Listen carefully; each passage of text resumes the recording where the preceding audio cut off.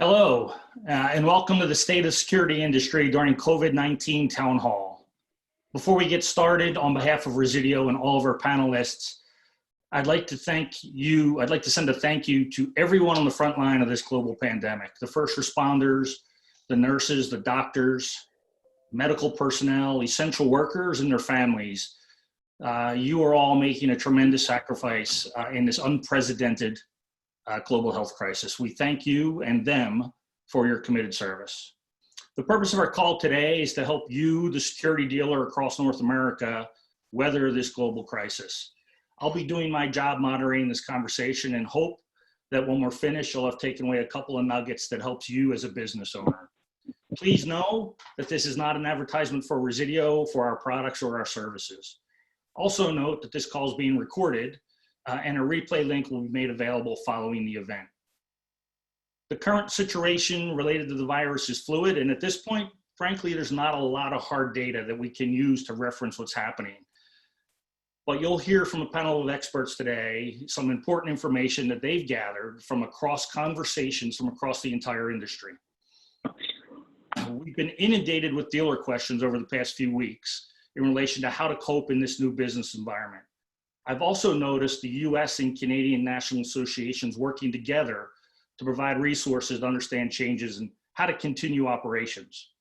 The challenges are so unique that we felt pulling together the industry with this town hall may be a way to disseminate information quicker on a broader scale and to a wider audience.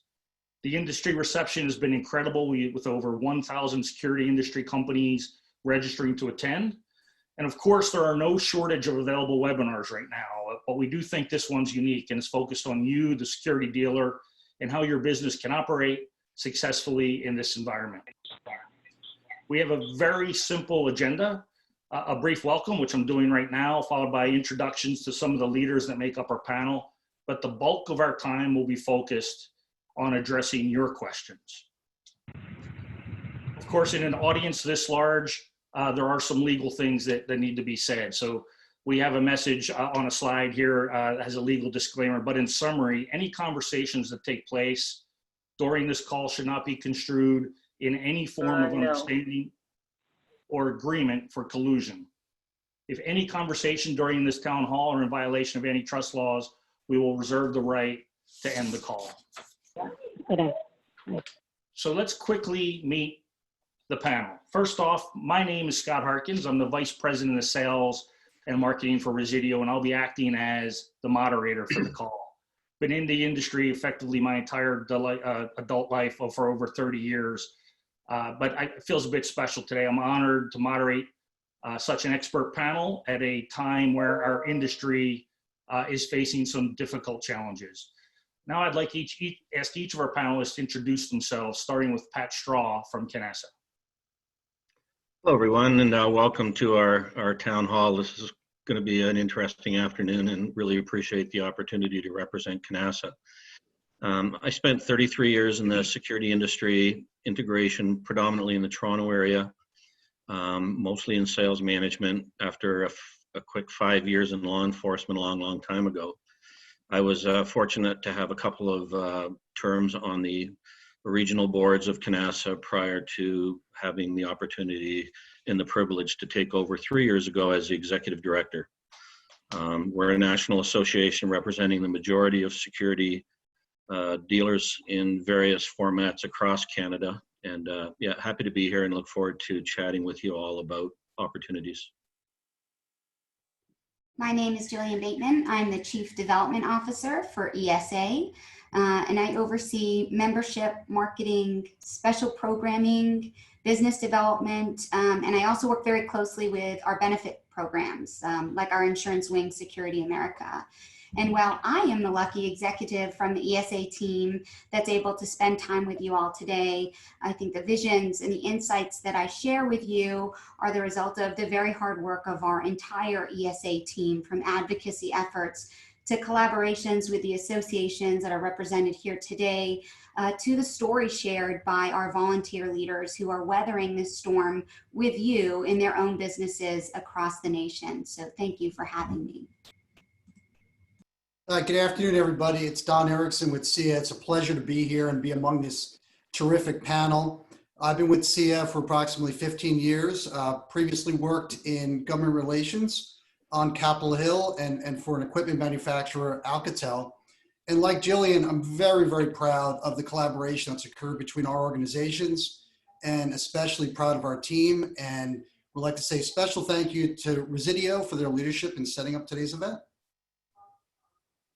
Hi, McDowell. I'd also like to thank Resideo today for setting up this event, Scott, for you leading it.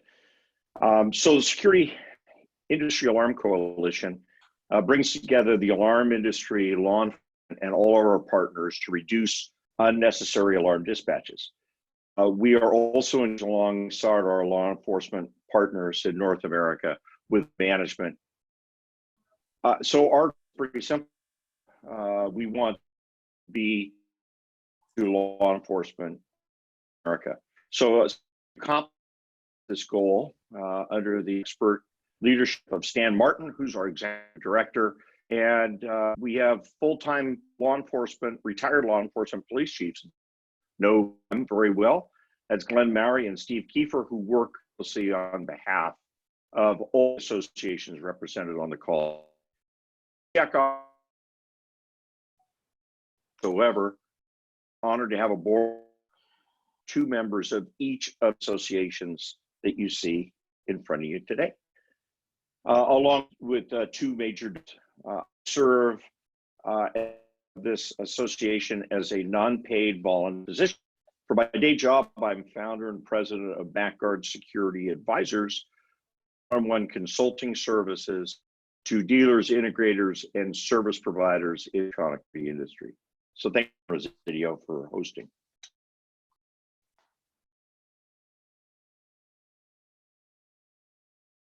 Hello, I'm Celia Besor, the Executive Director for the Monitoring Association. Scott, thanks for the invitation to have us be part of the panel, and I'm very excited about hearing from everybody. I have been involved in the industry since 1999 when I joined then CSA. I left CSA for 6 years to be the CEO of a nursing group, and then came back very excited about being back in January 2017, becoming the executive director in November 2018. TMA is the association for anybody involved with monitoring, whether they're full service and they install and monitor their own accounts, offer third-party monitoring services, or take advantage of contracting out the monitoring services, as well, of course, manufacturers and service providers. We are the home for the ASAP to PSAP program. We actually are now doing the FirstNet certificate for the industry. We have just taken management of the IQ program, as well as 5 Diamond and other programs. So again, thank you for including us in this panel. Yeah, thank you for all of the participants for joining us today.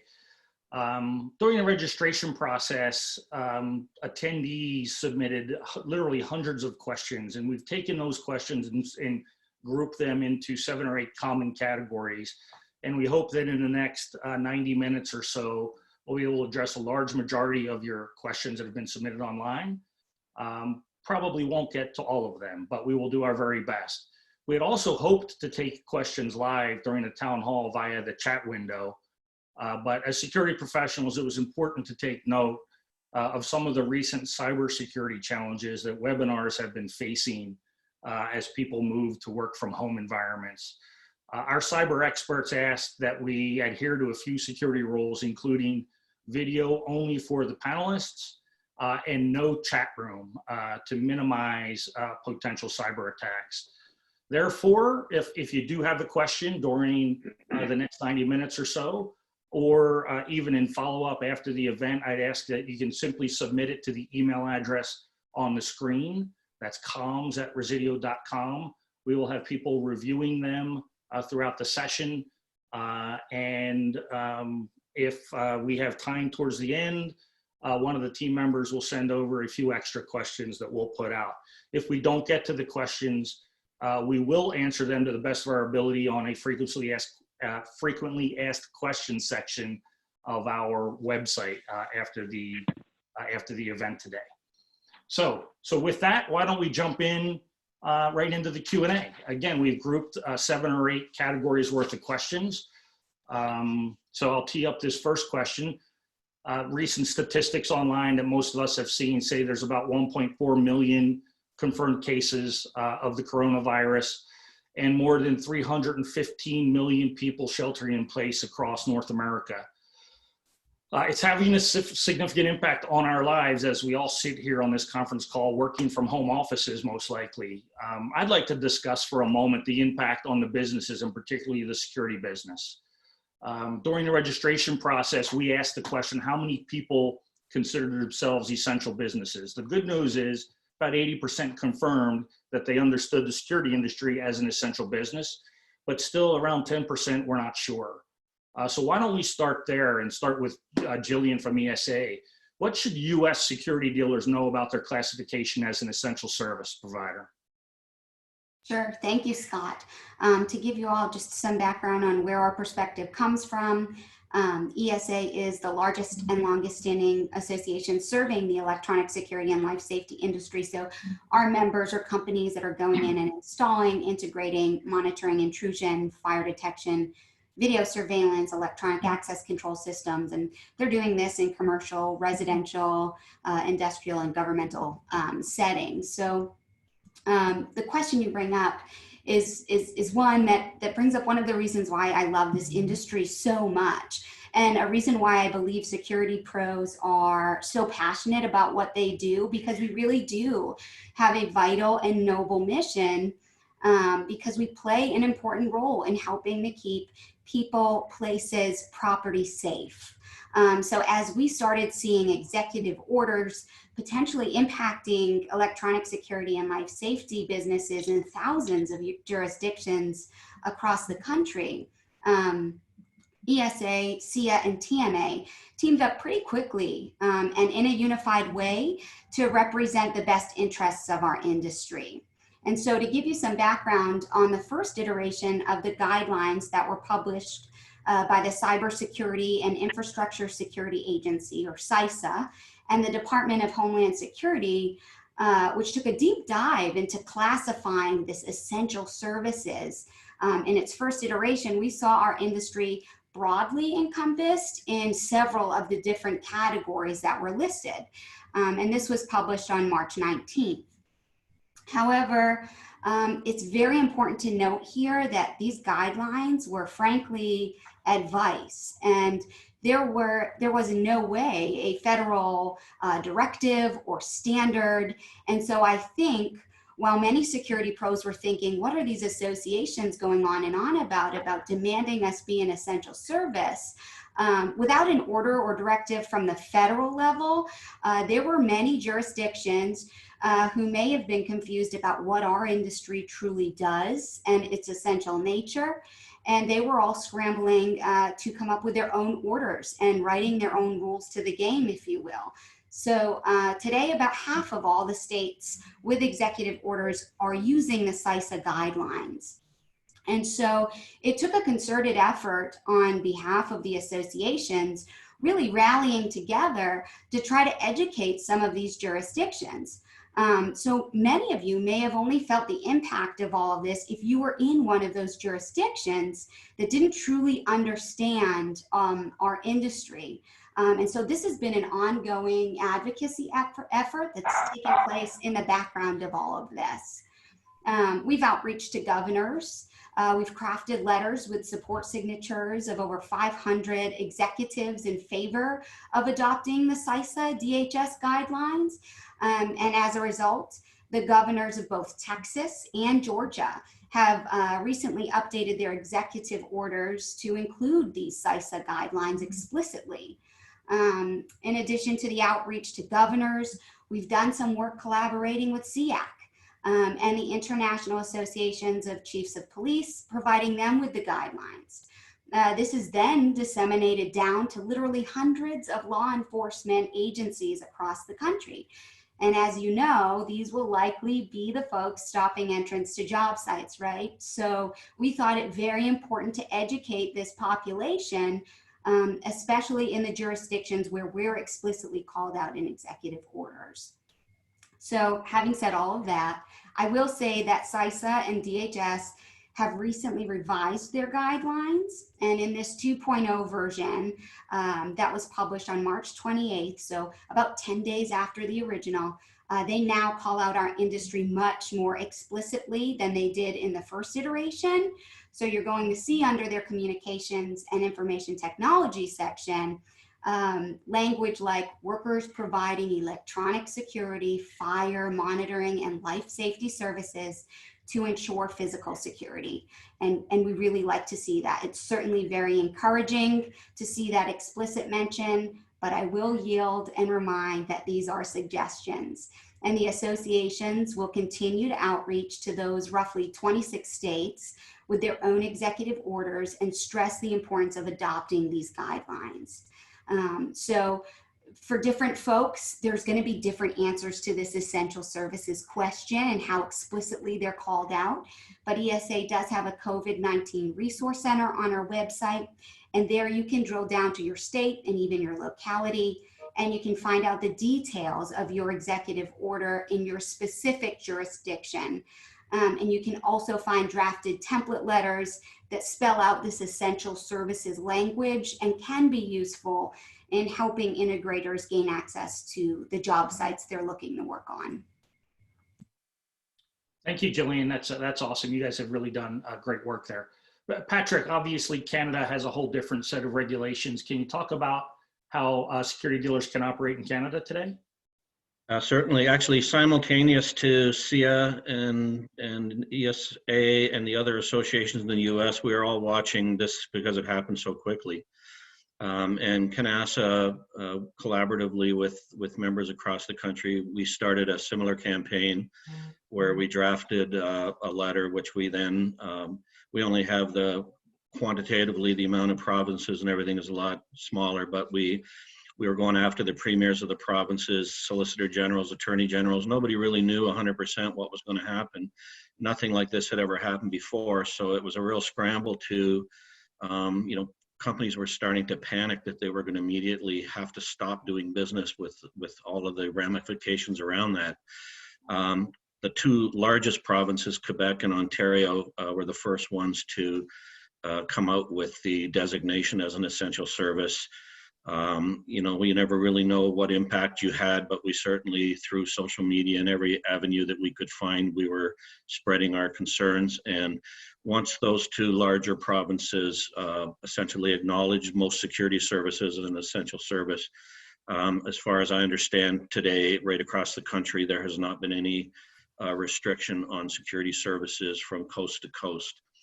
And we've also had a second tier of breakdown from the provincial governments. The first one was very ambiguous as they were trying to come up with the terminologies. So one thing that this has done is we've had a ridiculous amount of engagement on all of our platforms from our members across the country. So as soon as something is found out or published anywhere, it's shared really quickly. And it's so far, our industry is operating obviously under a lot of different conditions, which I know we'll be discussing later. But the security business is fully operational across Canada. Thanks, Patrick. If I drill down a little bit from kind of the federal and even state level, there's also been some impact on the industry at the local level. For instance, the town that I live in has instituted a temporary no response policy. Kirk, how do you think dealers should think about approaching the local municipalities that might be implementing a different way to dispatch on alarms today than they would have had in a normal environment? Yeah, I think, that's interesting, Scott. We haven't heard of specific cities not dispatching. They will do a broadcast and file on most alarm activations. I think it was interesting in the Wall Street Journal 2 days ago, there was an article about in New York City and all the boroughs, burglary rate in commercial was up 75%. And I think that is telling that law enforcement should continue to respond to alarm activations, both residential and commercial. But in this day and age, in this moment of time of COVID-19, law enforcement is reducing all response, just not alarm activation, but they're reducing a lot of responses across US and Canada to just standard overall calls on reports where people now can call in and file a report. So I think we're starting to see reduction of police services across the board. I don't think it's going to be specific to alarms. And if a city does enact a specialized emergency ordinance, you should contact SEAC, because we can then sometimes get involved and supersede these, or at least talk to the police departments and the states that we've been doing, and making sure they understand the value of continuing to respond to alarm activations. Lastly, I will say that TMA, SIA, and ESA, TMA, and SIA got together, and when they out this notification to all the governors across the U.S., SEAC then took that information and pushed it out to law enforcement, IACP, the National Sheriff's Associations, as well as all of the state associations represented like we have. Law enforcement also has those. So Stan and team made sure that information went out. And I think it's just a matter of making sure this information gets out to law enforcement, and SEAC is doing. Thanks, Kirk. A number of the submissions we had from the various attendees were, obviously focused on kind of the financial well-being of the business and how can they operate in areas that are, shelter in place, work from home. So Celia, I'd ask, I know UL has adapted to this new environment for central stations. Can you talk about, how they view the current central station climate and allowing monitoring to take place from home?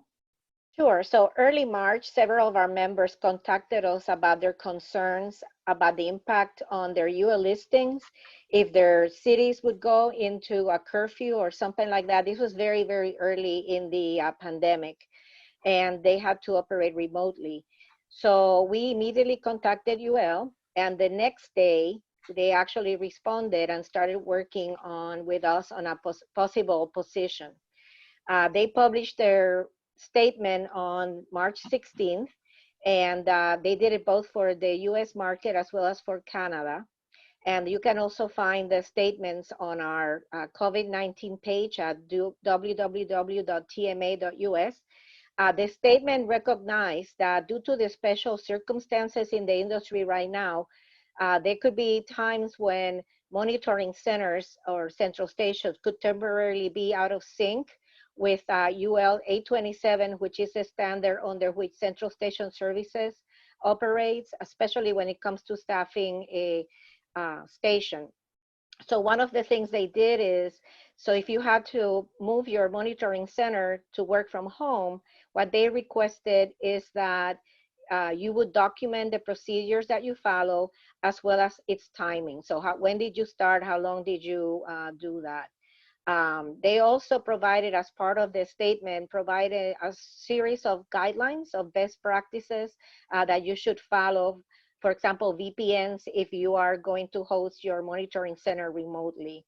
Again, the guidelines and the virtual workplace recommendations are at our COVID page on tma.us.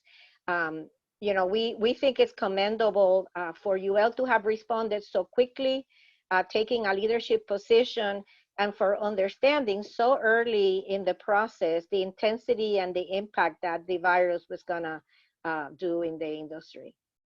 Hey, Scott, this is Don. If I could make two quick points to follow up with Jillian and with Celia, please.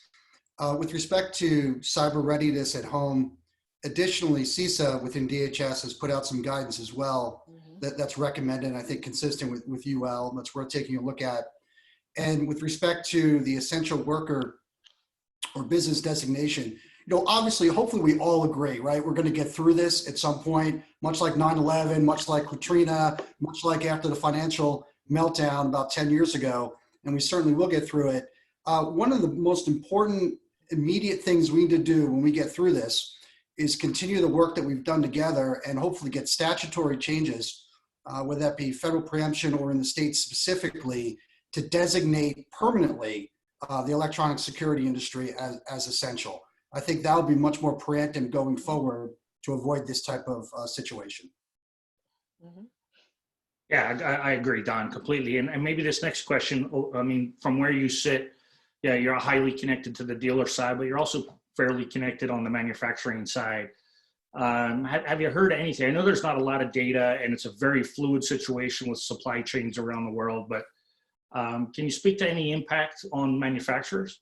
Yeah, happy to. I'll talk about it generally. So by way of background, SIA represents about 1,100 companies, and just over 50% of those are manufacturers, various levels, multinational, large, medium, and small. And I would say that the impact is as follows. Number one, leading into obviously this month, manufacturers were generally doing really well and having a successful year in January and February in Q1. Obviously, that suddenly came to a halt. But I think manufacturers feel really strongly that they're going to continue to do well in the short term.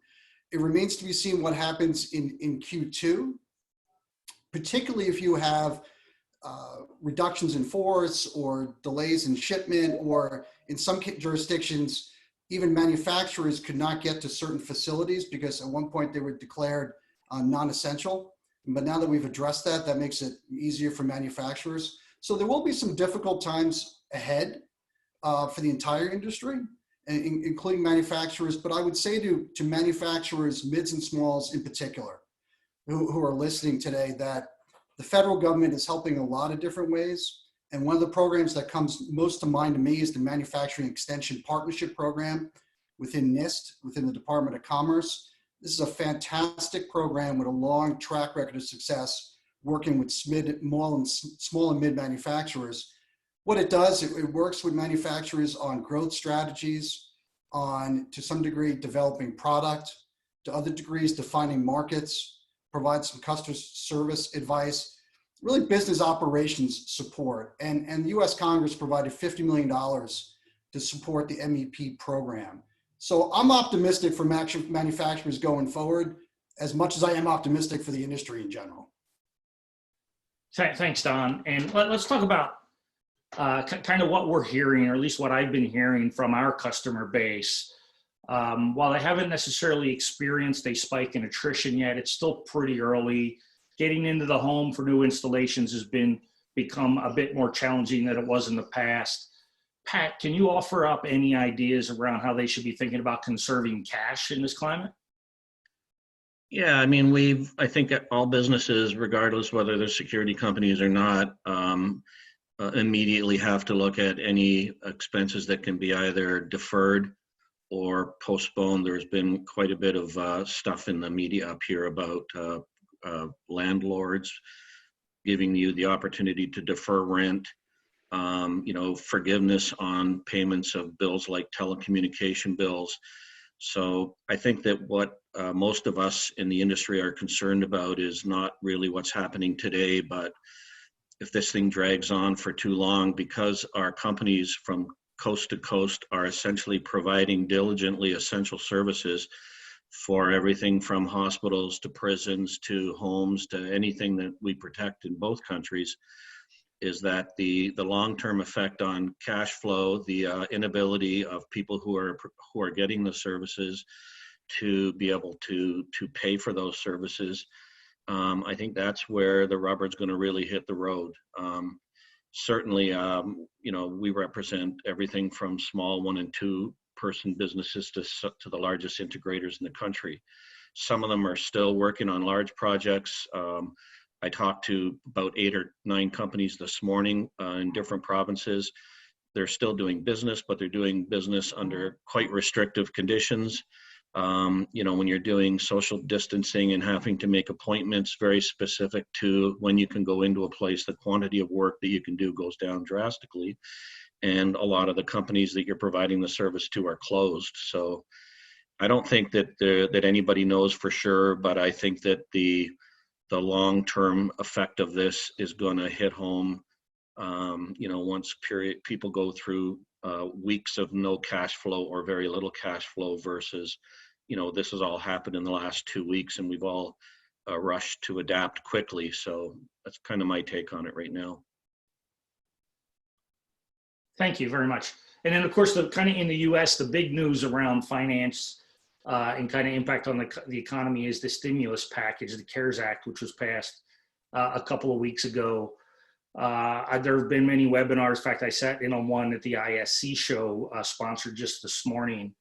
And Canada's also authored some legislation. So what are the critical items, Don, that a security dealer ought to be thinking about in relation to the CARES Act? And maybe a follow-up question would be, applications started last Friday, and the news has been mixed as to how well it's going and if there's any money left. Yes, so Scott, happy to take that and follow the money a little bit for the dealers. So let me preface it by saying that the program that's talked about most often is the Paycheck Protection Program, or the PPP. And when that program was established very, very quickly by Congress with input from the Treasury Department, the federal government did not issue the rules for that program in full until the night before the application process opened. So understandably, many, many banks, community banks and even larger banks, were not fully ready to process those loans. So as we sit here today, I'm not aware of many dealers who have secured those loans or had approval for those loans granted yet, but there is a lot of speculation that the $349 billion that was allocated for the loans has been exhausted already. But the good news is, or the promising news is, that Congress probably Thursday or Friday of this week is going to allocate another $250 billion for the program in what's being called Phase 4 coronavirus stimulus package. So we're very confident that those funds will be included. But Scott, there's really 4 revenue streams to think about for dealers.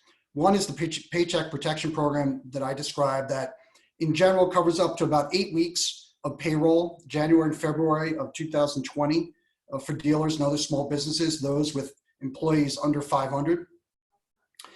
In general, you have the eligibility to have your loans completely forgiven, provided that you follow the rules, provided that you don't extend the paycheck protection to employees, for example, that are making over $100,000, provided that you don't reduce your workforce more than 25%, provided that you use the money for its intended purpose. And just as a word of caution down the road, I know the federal government intends to be very aggressive with enforcement of compliance with this program to reduce fraud, and the Inspector General's office in particular will be very aggressive through various ways, make sure the compliance is maintained.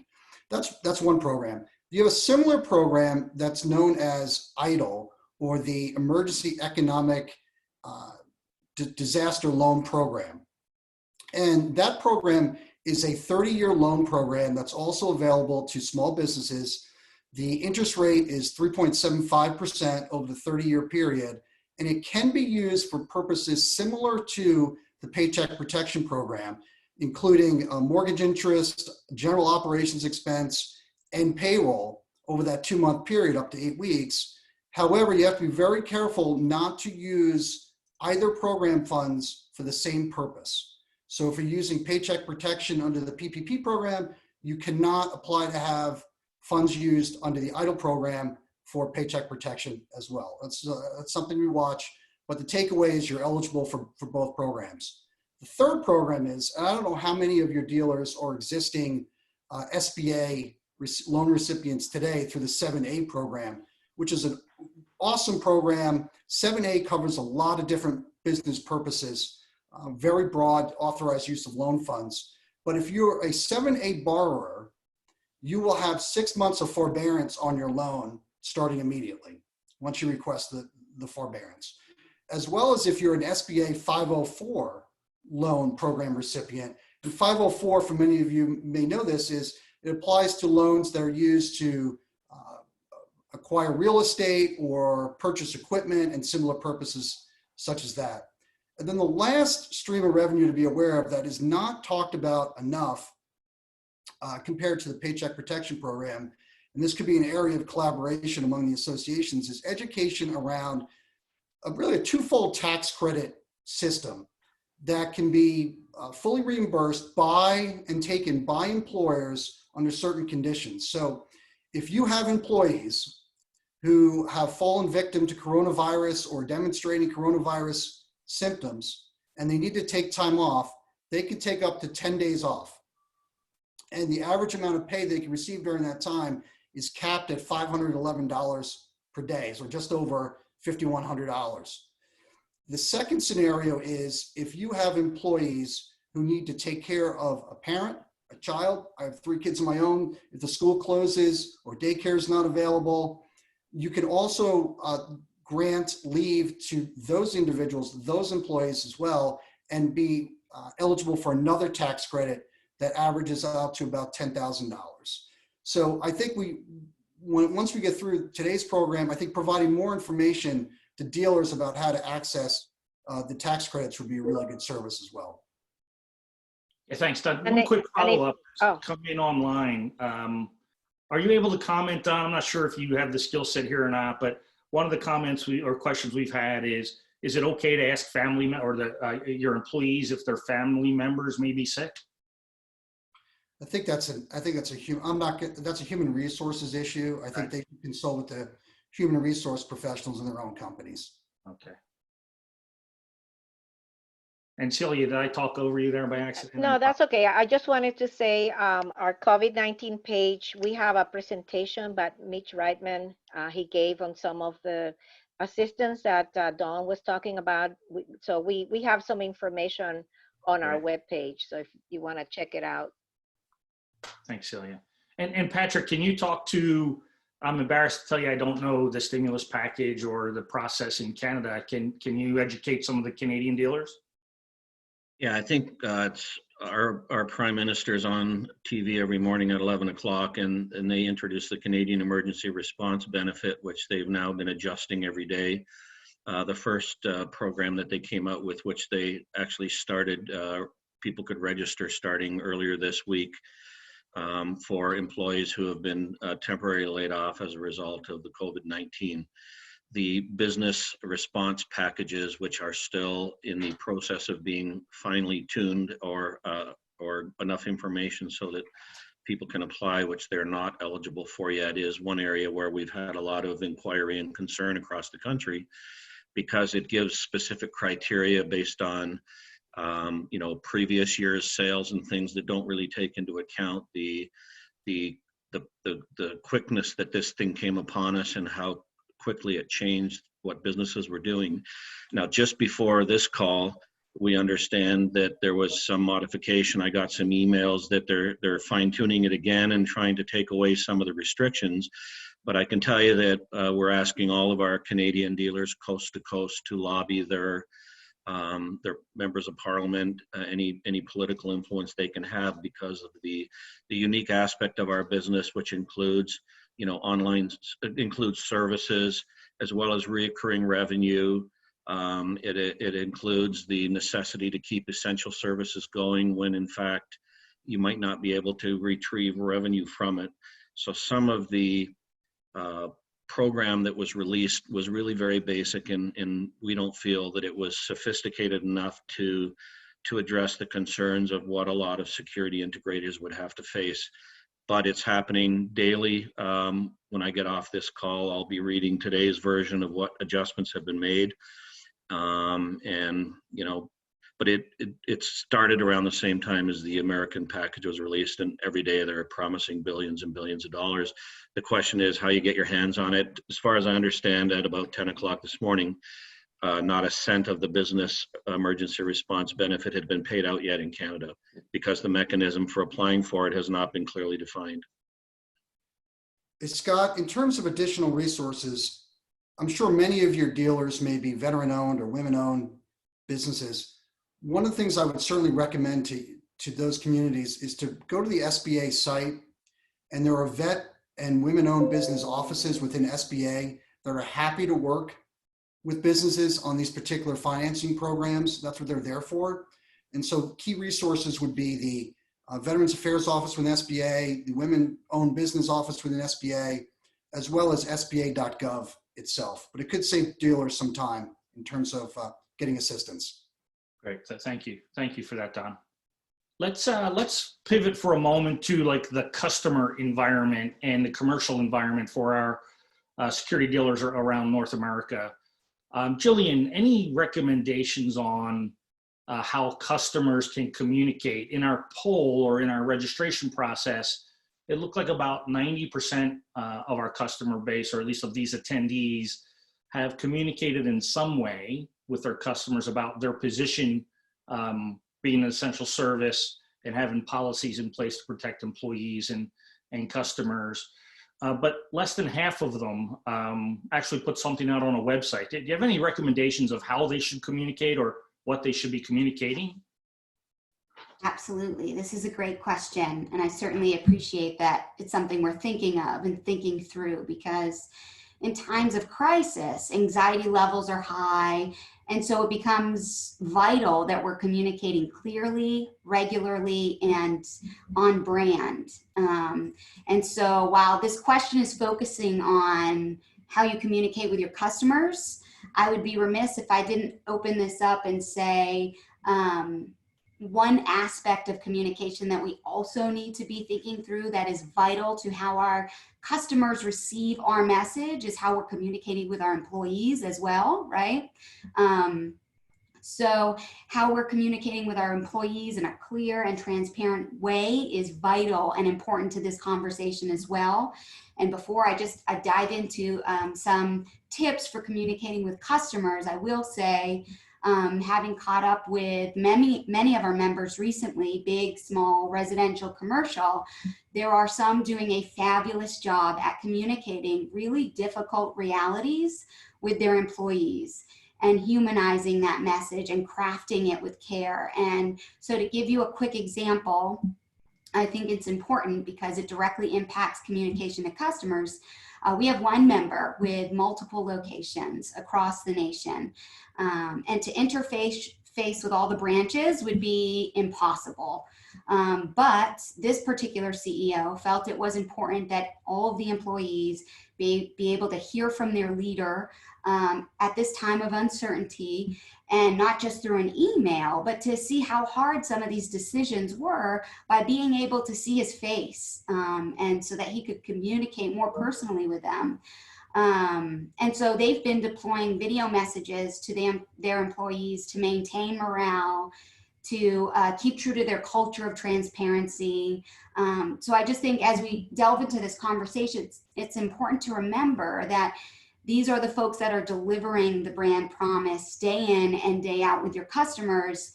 So if they're not singing the same tune as you are, you're going to have a pretty big problem. So communicating with customers, I mean, I could talk about this one forever because I geek out about it a little bit, but a few weeks ago, when executive orders were being churned out state by state, I am sure that I am not the only person who received an influx of emails. I received one from my local gym, from Southwest Airlines. I participated in a little exercise this morning and I just searched my inbox for COVID-19. I can't tell you how many emails I received, many citing the same information, but let's be real. A lot of people on this call do not have the marketing budgets of Southwest Airlines, right? So I think it's very, very important that you reach out and touch your customers at this time. But I'm not sure that a one and done email is going to cut through the clutter of inboxes right now. And so you'll want to think about how you're diversifying your communication strategy and not just relying on that COVID email.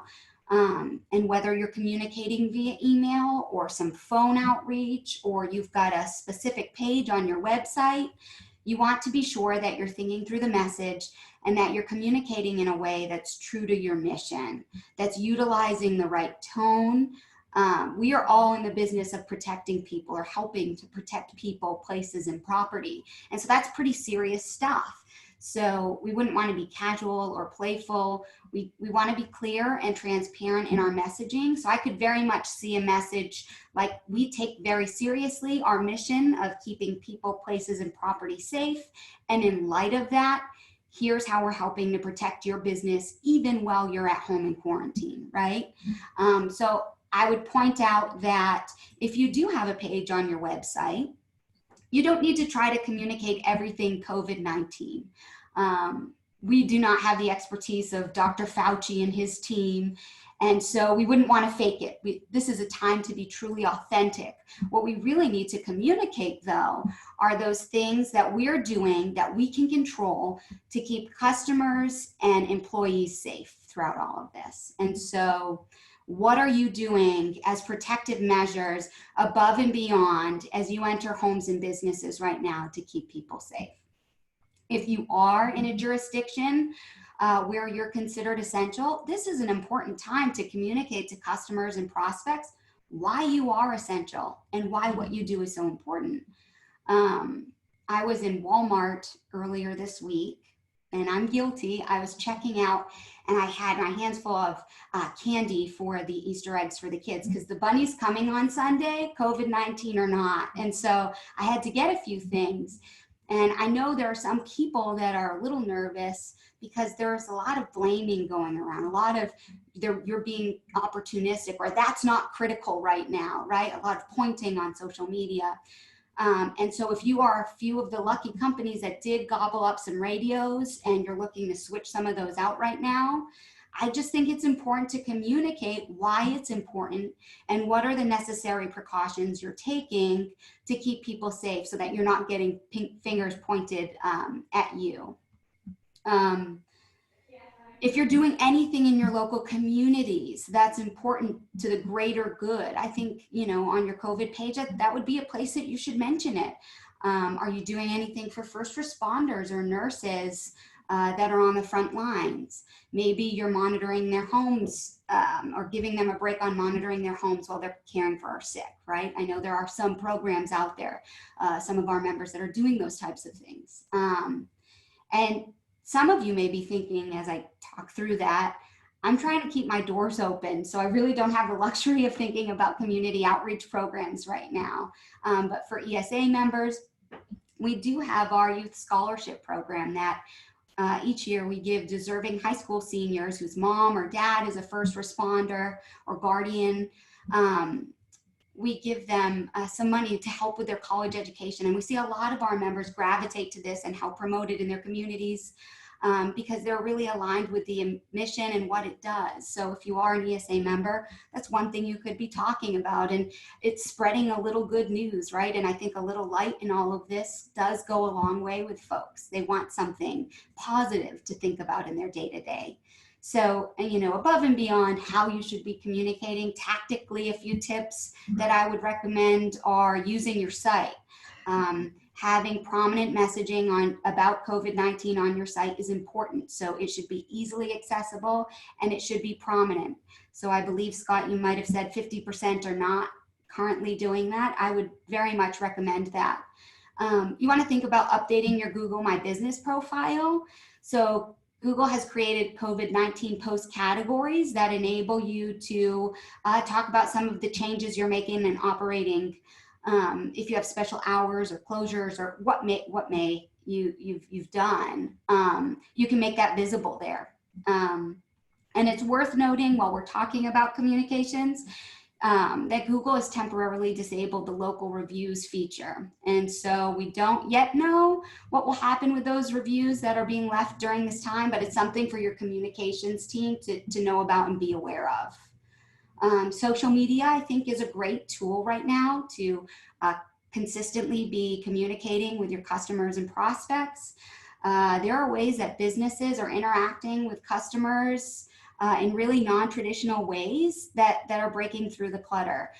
So maybe you're publishing videos from employees talking about what keeps them motivated to do the important work that they do and what they're doing right now to help protect folks.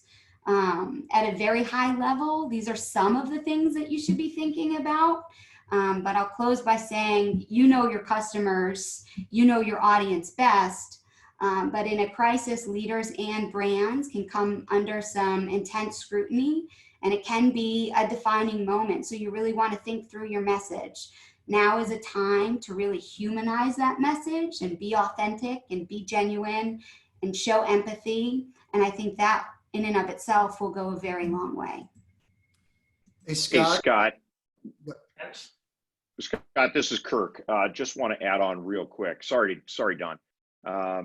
just to add on real quick, you know, people use our services for life safety, right? And they use our services for peace of mind. Now is the time to reach out. To add on what Jillian was saying, I will tell you, I have a client now who he's taking his furlough, the people that are at home, and he's having them call every one of their accounts, every single one of their accounts. And while they're doing that, they're saying, hey, we just want to let you know we're fully operational. We're 24/7, central station's working. We're here for you if you need us.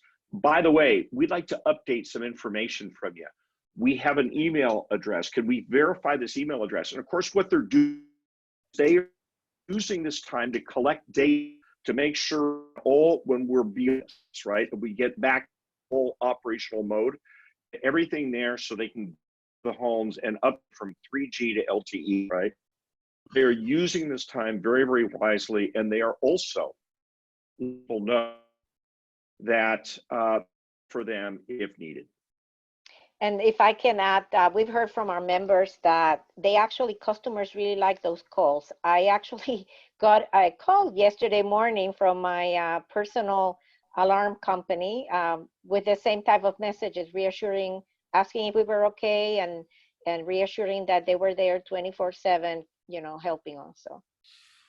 Hey, Scott, if I could just add, that is incredible advice offered by Jillian and Kirk and Celia. Really impressed. Well, the only thing I could possibly add to that is this industry has an incredible record of giving, right?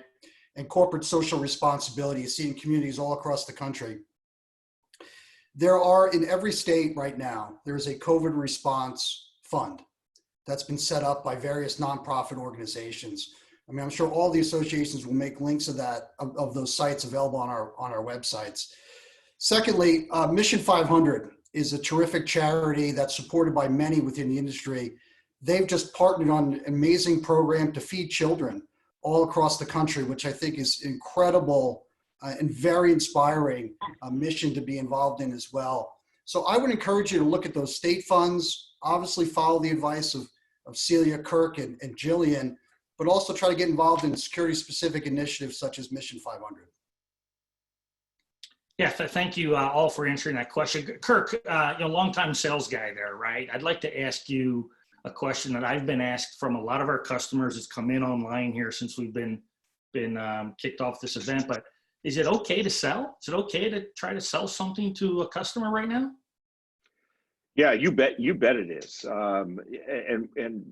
And companies should continue to sell, right? Don't let this crisis absorb everything that you're doing, right? You need to lead through this, and you need to stay focused on continuing to sell, install, service, monitor, and maintain alarm systems. Now, that said, people are changing the way they're selling. Many dealers across North America have been very concerned over the last couple of years about DIY.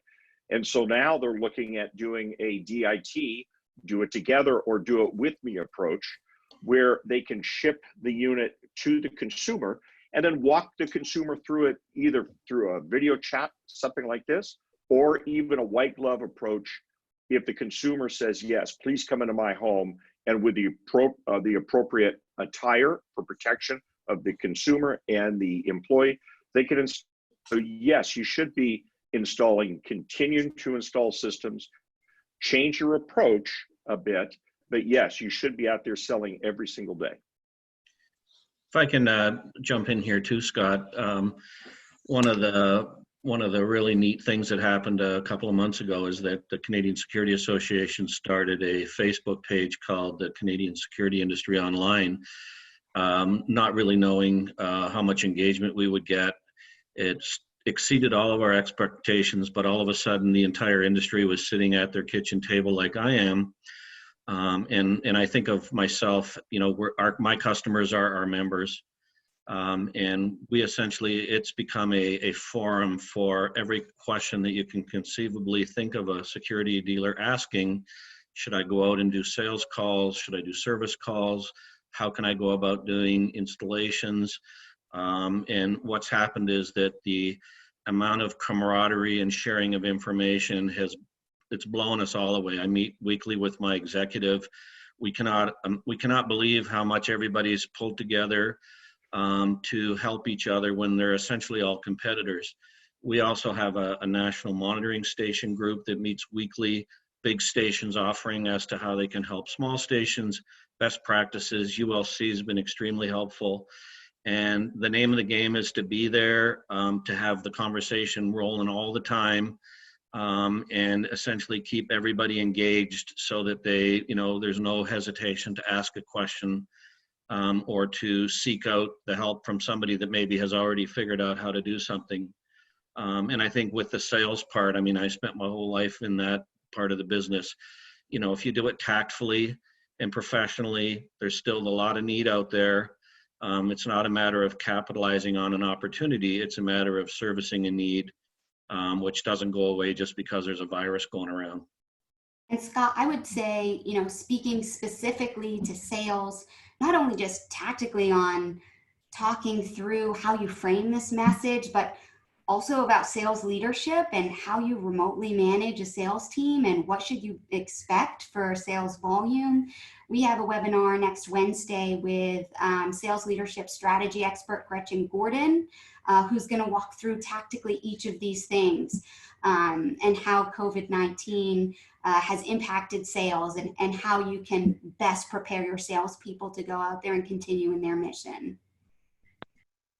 Thanks, Joey, and thanks, everybody. I'll talk directly to the audience for a moment. We're getting a lot of online questions around where can we find the resources that the panelists continually refer to. So sit tight before we leave. We'll put up all of the websites on the presentation, and we'll push you to those locations so you'll be able to get to the resources around essential worker, small business administration, some of the other things that we talked about.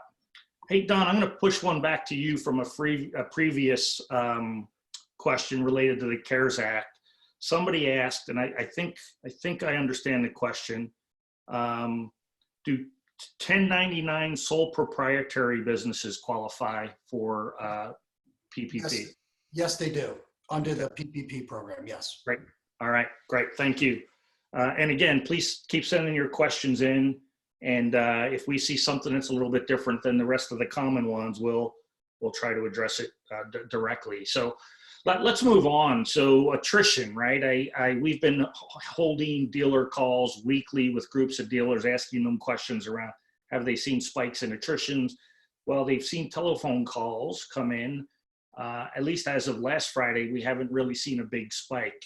We don't have great reason why, or why it would spike or why it wouldn't spike, other than maybe billing time. But a question for Celia: with so many small businesses shuttered across the country, what kind of customer retention programs do you think we could put in place, or how should dealers be thinking about keeping those accounts so they're there for the recovery?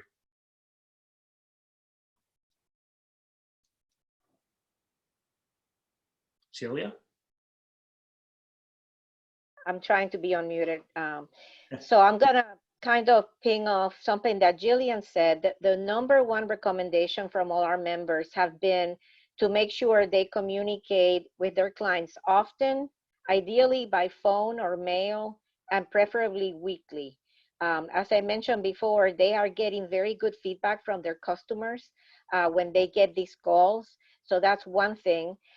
Some of the members of the companies are also assigning people that may not be as busy, some of their employees, to make the calls. Some of them, of course, are using technology to do that, but you have probably resources that are not as utilized as they could be, so they could be doing some of these calls. Very important to get in front of your customers, let them know that you're there for them. The messages that our members have shared is they're emphasizing that our industry is an essential industry, of course, where applicable, and that we provide 24/7 services. We're still doing that, and they can rely on us. And as Jillian mentioned, very important that all the messaging be consistent across whichever media you're using. Now, our members believe, the ones, I haven't spoken with every one of them, but it seems to be a consensus that the small businesses that will be impacted more significantly are things like small restaurants, small shops, retail shops, personal services businesses like hair salon, nail salons, and so forth. So it's very important too that when you do your communication strategy, you look at the longevity of the accounts and the size of the accounts. You know, we feel that professionally installed and monitored security systems are more needed than ever, especially with so many business closed or unoccupied. And so, you know, we provide to the owners of those businesses the peace of mind that their properties are being minded 24/7 when they themselves cannot be on the premises. So, you know, it's going to be challenging, but the most important thing is to communicate with them. We also, some of the members, what they're doing is when they talk to their customers, and this kind of have to do too, I don't know if people were interested in discussing postponing payments and things like that, but whenever you talk to the customer, that could be, for example, if they ask you to, if they could pay, you know, defer payment, that's a great opportunity to talk to them about, you know, the future. And, you know, you have their ear, they're coming to you. So as Kirk also said, this is not the time to not necessarily sell. We're hearing from our members, some of them actually have had increased sales. People are concerned, and so they're contacting them. So again, very important that part of your retention program is being very present to your members, to your customers. You know, I would, Celia, thanks. I would also add that keep in mind that many small businesses need to have an alarm system to continue their insurance. Okay, so if they have a general liability insurance, it's mostly inclusive of having an alarm system for intrusion. And if they stop the monitoring, the insurance company may not pay out if there's an intrusion during that time. Scott, to specifically answer your question about attrition, I think it's too early to tell. My personal belief is we are seeing in cancellations. However, I think that the industry will do a great job of communicating, as all the panelists have said today, the importance of alarm systems and that personal touch, telephone calls, emails. But I have to tell you, we may want to go back during the next month or two to direct mail, right? There are a lot of people sitting home, and their excitement of the day is getting out to the mailbox and getting the mail. So we may want to go back to direct mail and say, hey, just remember, we're here for you. You let us know if you need anything. And I've heard of some security alarm companies and even some HVAC companies that are utilizing some of their employees to do pickups for people and older people and making them services available to law enforcement. So I think it's early on for attrition, but we can mitigate that by over communicating to our customers in probably a different way than we've done in many years. Maybe that's going back temporarily to direct mail. Hey, great, Kirk. Hadn't thought of that. Really good idea. Hey, let me do a follow-up. Don already talked to this, and I think, Kirk, maybe you just referenced it as well. But if business does slow, what other kind of community, and this is going to be for the whole group here, it was originally going to be directed to Don, but I think he already mentioned community support. But what kind of suggestions for community support efforts might you make? Are you asking about community support for security companies or security companies providing support within their community? So yeah, security, if they get slow, right, and they have employees, what kind of things can they be doing to help their community? Right, industry is really well known for being very active at a local level. Yeah, I know for a fact, and actually through our Facebook page, that there are companies across the country that are using their service vehicles to deliver groceries. Most of us in our personal lives have some involvement with charities in our local communities, so they have the contacts in place already. Yeah, there's been the sharing of information about making donations online for things like food sharing programs, donate cash instead of physically taking food, because it makes it easier on the staff. I know that across Canada, there's a whole bunch of things that are being done by our industry to help out. I don't know that any of them are super original, but I've already seen a lot of posts about companies proudly touting what they're doing, which they should be. Yeah, I agree. You know, So- I think there are a lot of things that we're giving back nonprofit. Keep in mind that the companies represented are on the webinar today are profit companies. I would take a look at all of your jobs that are work in progress that may have slowed down, or potential proposals that you have out there, especially in commercial or schools. It's a perfect time to get into those businesses now. If the business is shut down, my wife Sherry and I went for a walk the other day, and I would say 80% of the businesses are shut down here with a note on the door. It's a great time to get in there and upgrade the system, do cameras in schools. I have a client in Northern California who's doubled down now at getting all his schoolwork done ahead of time. And the school district said, just come in and do it. We'll pay you. Don't worry, we'll get you squared away. So I think there's opportunities right now in addition to giving back to the community, which is so vitally important. But it's also important to keep our people engaged and paid and our companies afloat. And so I think we should take a look at opportunities that you have in front of you that you may not be thinking about. And that's predominantly commercially closed businesses. Yeah, thanks, Kurt. Kurt, any best practices that you or any of the panelists may have heard about how dealers are ensuring the safety of their staff and customers related to the virus? Yeah, certainly the people I've talked to, owners are telling me they're getting up at 5 o'clock in the morning and going to Home Depot to try to get protective gear for their employees, and also having their installers go do that too, go to Home Depot or go to Lowe's to get the protective gear that they need. When they get to a home or an office or a business, they are asking appropriate questions. Does anyone here have the fever? You know, the questions that are on the websites that we know about, you know, fever and headache and coronavirus symptoms. If nobody in the home has it, the technician then can come home, depending on your jurisdiction, right? Can come into the home or the office, the business, and complete the mission at hand, but fully suited, right? And wearing all the protective gear.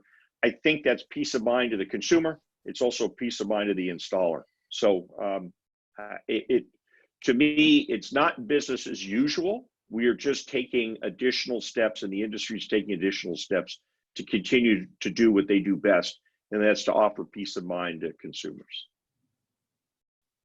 And if I can add, obviously, in our side of the industry, the monitoring side, we have members that are fully working from home. Their whole monitoring center is working remotely.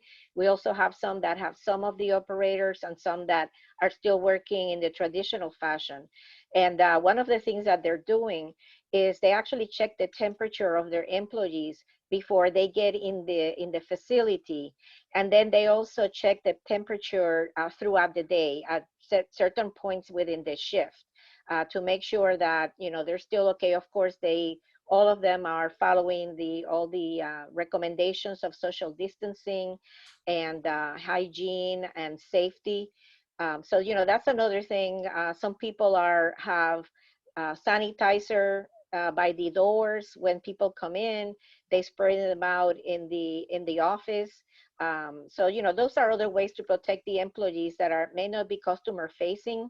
We actually are having virtual town halls every week. And the one this week, we had a fairly long discussion of what people are doing to protect their employees. And we actually post the summaries of our virtual town hall on our website at the COVID page. So I encourage you all to check them out. They're open to members and non-members, so maybe you may want to join us next week. But we have some of those information on our webpage too of what people are doing. Thanks, Celia. And then Jillian, I'll direct this next question to you specifically because I know ESA has been active in this area, but we have received many questions from our dealer community about will this virus impact the planned 3G cellular sunset And if so, how? Sure, thanks for the question. So, as many of you probably know, Resideo is a diamond partner of ESA, and we really do have a great collaborative relationship with the team. And so when it comes to working on behalf of the industry we love and share, we were very anxious to reach out to Resideo and see what we could do to collaborate on some outreach to AT&T pretty recently, because we did see this issue coming. We were able to make contact with AT&T executives and to talk through what our options might be to slow down this 3G sunset. Just given the current environment we're in, we have many members who are scrambling to get radios and change them out. And I believe February 2022 is the official sunset. And we talked about possibly extending that. So they are currently taking down networks in certain areas that are operating 3G devices. And given all the closures and containment efforts across the nation, we see this being very difficult for our integrators to get into these locations and swap out the radios. The only way they can launch the 5G network, though, to fill you in, is to take down some of these 3G networks because they need that spectrum. And carriers, as you know, are all rushing to get to 5G first. And so, I just want to communicate transparently that this is a pretty big ask. And so the request has been made with the help of Resideo making that connection. It's a long shot, but it's also a work in progress, and we're pretty hopeful. Communications are now in place where they weren't before, and we're doing what we can with the help of Resideo to advocate on behalf of the industry and to facilitate further conversations to make some kind of concessions happen. Thank you, Jillian. Hey, Scott, also, I got an email this morning from Lou Fiore from AICC, who has also been in contact with the carriers asking for the same thing. So I think it's this unified approach, just like the call today of TMA, ESA, SIA, and CANASA. I think it's this unified approach. This network turndown is not a mandate, right? It is their business decision. And I think people are rethinking business decisions. So there's no guarantees, but I sure like this unified approach for the right reasons. Yeah, I couldn't agree more, Kirk. And if you want to introduce me to Lou, I'm happy to, join him as a teammate on that. Excuse me. And finally, this is really going to be to all of the panelists here. So maybe we can answer in the same order we introduced ourselves earlier. But here we are this week, I think, is being pointed to as kind of the apex of the event. And there's been at least some hint that there's been improvement in the numbers. Smarter people than me can tell us whether they're accurate or not. But a lot of people are wondering what's going to happen next. How long will this trough take place? And what are your predictions for the future in terms of rebound? The past economic slowdowns have come back pretty slowly. Some have come back V-shape and U-shape, and many other responses. But I'd love to hear each of your input on, what do you think the next year or two is going to look like as we come out of this? I'll go first. A lot of the economic forecasters, bank people and that up here are saying that the economy is going to start to rebound and there's going to be a reasonably strong third quarter. That's not my personal opinion. So I really believe that for our industry, it's going to happen in two different levels. Certainly the wholesale monitoring stations who provide the majority of the monitoring services for the industry are going to have a longer term of probably cash flow issues, payment, because a lot of the smaller companies are going to have a very difficult time, essentially getting their cash flow back. So I asked this question to a few of my contacts across the country this morning. And the general consensus was that it's probably going to come back too close to what it was before. However, working conditions are probably never going to be again what they were in the past. The way offices are structured, the way that people get together in large quantities. I think there's going to have to be a reboot on how this type of thing can happen again. There's predictions that it might happen again in the fall, God forbid.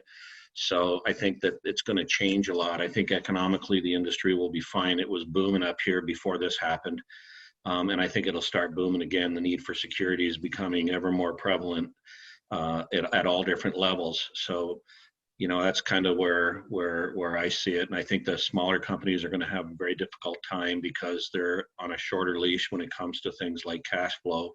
It's going to depend how lenient the banks and the insurance companies and different people are in allowing the recovery to take place. We're going to do everything we can as an association up here to publicize and air out what our concerns are on behalf of our members. And hopefully, we'll see. I'm hoping that by the fourth quarter, everybody's back in business.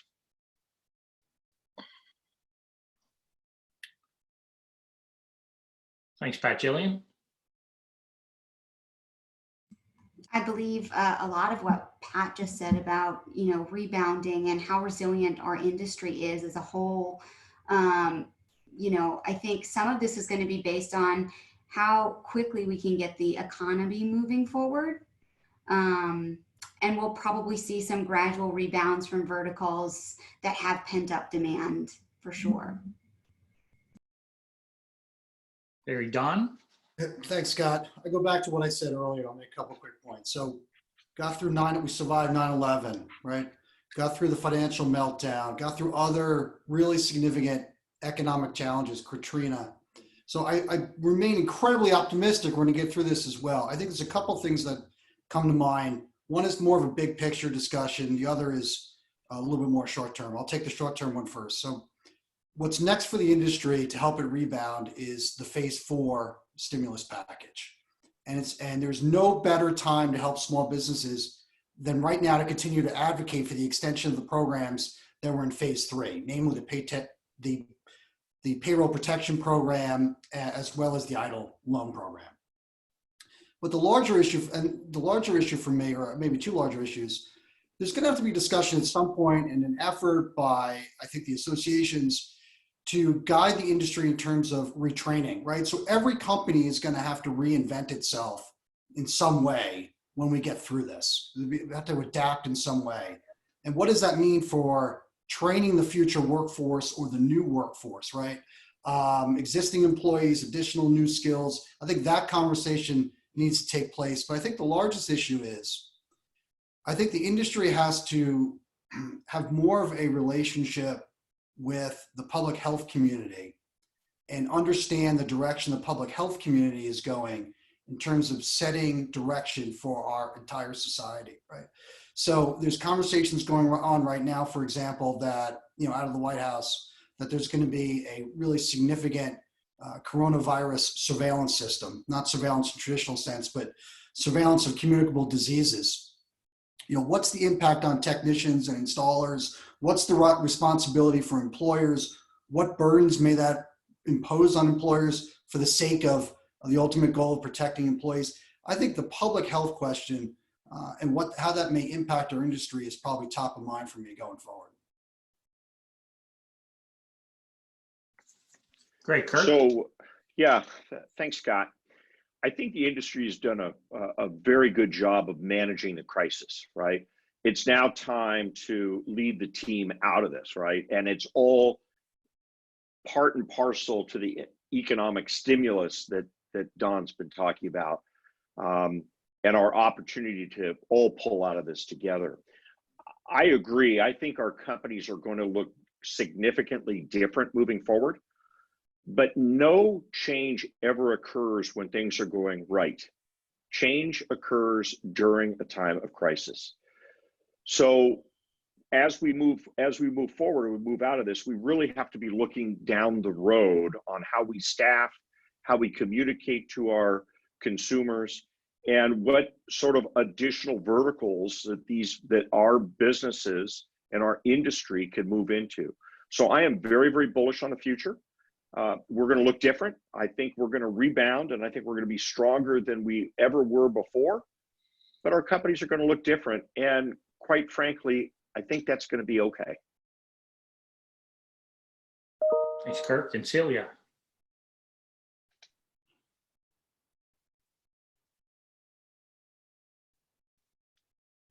Are you still with us, Celia? Sorry about that. I wanted to say that I agree with Kirk. Innovation tends to come out when things are tough. And I think, you know, even like working from home, all these different changes that have happened right now due to the pandemic are going to have a huge impact on the way we run our businesses. One of the things that we really didn't mention about was the purse market. I think there's going to be an increased interest on how people's health can be monitored. Some of the areas of, you know, especially for the elderly and shut-ins and people like that, this is going to change the way we look at things. And I agree with everybody that there are resources out there. The associations are here to help you. We're working real hard together to make sure that we don't care whether you're a member or not, whether we can help you. Take advantage of all the assistance that the government is making available. I've talked to members that feel the same way that my fellow panelists feel, that they're going to come out actually better off afterwards, not necessarily immediately, but afterwards than they were before the whole thing happened. So. Great, thanks, Celia. And I'll share just a personal anecdote that popped into my head as you were all talking. I also believe we'll come out of this a different industry. I worked for a gentleman for many years, kind of an iconic member of the security industry, and he would trick me over and over and over again with one question, and I always fell into the trap. He would say, Scott, if business dropped 20% today, what would you do about it? And of course, I'd give 5 or 6 things that I would do, and he said, well, why aren't you doing that anyway? So as you adapt to new ways of selling, I think you're going to find things that maybe work and it will continue forward and might even drive incremental growth. So I do have hope that as we learn new ways of engaging customers online, new ways of selling professional products in a DIY format, that these might have legs that last over the long haul. So I do hope that, I think we'll probably be in an uncertain market for the next few months, but I do think the things we're doing today as an industry and as individuals will help us turn the tide here as the economy start to get turned back on. And there's one thing that Resideo has been trying to preach here, something that we're calling the 5 C's that I'll just go through here in closing. We're trying to talk to customers about how they should be thinking about the market and in a really simplified way. So number one is have a commitment to actually having a safe place to work for your employees, a commitment to safe engagement with customers when you're in their home, and make it detailed, but also easy to articulate. And there's been some great companies that have done some very impressive things about how they talk to their customers. And we'll be showing you some of those on our website that I'll reference here in a little bit. Don't be afraid to communicate with your customers. Emails are great, but I agree with Jillian, right? Not necessarily, open rates on emails aren't great. But don't forget about the social media and your websites, and good old-fashioned telephone calls. Talking to your customers isn't a bad thing. In this industry, at least the historical piece of the industry, it's been a bit worried. If I talk to my customer, they might remember they're spending $40 a month with me and cancel. I think it's important that you remind them who you are and what you do, and that you are deemed an essential service, and there are good reasons for that, and you're ready to support them, right? Fire, medical, and alarm are all great things. And finally, what I call continue. Don't be afraid to sell. Recognize that it's a different environment for customers and that they do have fear, but there are places that you can bring value and peace of mind. Simple things added on to existing systems, like maybe a video doorbell that doesn't exist now that allows them to see who's outside before they open the door, or maybe a camera, for the grandmother or grandfather that's at a different house, so you can keep an eye on them in this age of social distancing where we're all afraid to visit our parents and grandparents.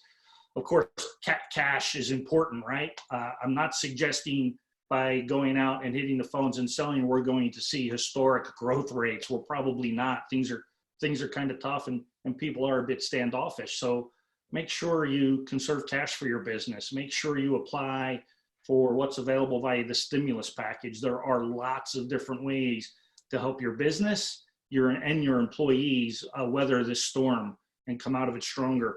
And then finally, community. I'm a big fan of community support. Resideo's historically been a big community supporter and engage with all of our associations. But if your employees are idle, yeah, put them to work doing something for the community. If you're paying them, I have great examples from around the country of companies in Minnesota that if you hire them, they will donate money to local individuals that like hairstylists that, you know, are out of work right now, and or local charities. I have one contractor from the HVAC side that's just done, I think he's on the call here, so I'm going to embarrass him, but he's done amazing things in the community by taking his 100+ trucks that he has on the road, and as they get idle, redeploying them to deliver groceries and pharmaceuticals, working with churches and grocery stores and even Walmart to deliver to high-risk people. So amazing things can take place in the community. So this is how we're trying to think about it. Really simple, right? Make a commitment to safety, communicate what you're doing in this environment, right? Continue to sell. And by the way, if you can't sell, you can also do continuing education. CEU classes are now free. Many of the associations are offering free webinars, as are most manufacturers. Cash is king. And again, all things being equal, if you can't do business, then do good and work with the community. So that's how we're thinking about it. And we think there's something here. We, again, the panelists here, all the various associations have really posted an extensive list of resources. Nearly everything we discussed is available on these resources right now. And moving forward, you can continue to go back to those websites to find new resources as they get posted. So whether they're letters or templates, the essential worker stuff that was talked about earlier, free webinars, training classes, all of that is available across this list of resources. Or you could even, if you don't have the time here to write down all of these URLs or memorize them, you can also visit the Resideo.com website, and we will have links on this website to all of the associations, the Small Business Administration, the CARES Act, and easy to follow descriptions of what takes place in the CARES Act. So come to our website. You'll also, all attendees will receive an invitation to another one of these in about 2 weeks, very similar, where we're gathering security dealers from across North America that have implemented some of best practices around those 5 C's that I just discussed, and let them talk to you about what's working in the marketplace. Again, not a sales tool for us, but you'll see that invite. It'll be, again, 2 weeks at almost exactly the same time. And finally, I just like to thank the panelists for your participation today. You know, your efforts over the past few weeks have been unbelievable. It's been super encouraging, particularly because I get to see a lot of different industries, and the way this industry has reacted has been an inspiration to me, how you've rallied to build the resources to help our industry. And thank you to every single attendee for investing your personal time and your work time. I think that's a testament to how deeply you care about your business, about your employees, and about your customers. So thank you for joining us today. This isn't the first challenge our industry has ever faced, and it won't be the last. It's going to take, you know, smart, intelligent people with a lot of effort and commitment and support across the industry to get through it. Companies like Resideo, these industry associations, and many of you on the call, we're going to get through it. We're going to get through it together. And remember one thing, if I can leave us with some optimism, across North America right now, about 25% of the economy is shut down. But that means 75% of the economy is up and running. So there's still business taking place. Your customers are all at home, which actually gives you an opportunity to get into their home without them having to take off from work.